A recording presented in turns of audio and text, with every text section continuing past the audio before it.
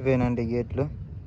ఒక్కొక్క గేట్ ఒక్కొక్క మీటర్. ఇవి ఎట్లా అంటే మన పట్టీలు ఉంటాయి, పట్టీల బట్టి ఇట్లా తిప్పిన కొద్దీ మనకు ఒక్కొక్క గేట్ ఓపెన్ అవుతుందండి.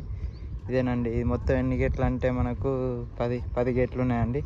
ఒక్కొక్క గేటు ఒక్కొక్క సప్లైని ఇస్తుంది, వాటర్ను రిలీజ్ చేస్తుంది. దానివల్ల మనకు కెనాల్ నుండి అటు వెళ్ళిపోతాయి. పంట చేనులకు కూడా మనకు మంచిగా అందుతాయి నీళ్ళు. ఇప్పుడు ఒక్కొక్క గేట్ ఇడితే ఇప్పుడు తక్కువ గేట్ ఇడిపిర్రండి, ఎందుకంటే మనకు నీళ్ళు సదుపాయం ఉన్నాయి. ఇప్పుడు అవసరం ఉన్నప్పుడు ఈ గేట్లు అన్ని ఇస్తారు. దానివల్ల మనకు ఏంటంటే కెనాల్ మొత్తం నిండి అలా వెదజల్లుకుంటూ పోతాయి. అందుకేనండి చూడండి, వర్తుంటాయి, హైలైట్ అంటే హైలైట్ ఉంటుంది. చూడండి లొకేషన్ మాత్రం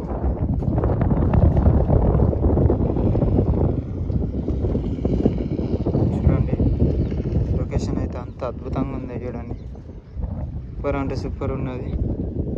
ఇది మన కేసీఆర్ గవర్నమెంట్ ఉన్నప్పుడు కట్టే కెనాల్ అండి.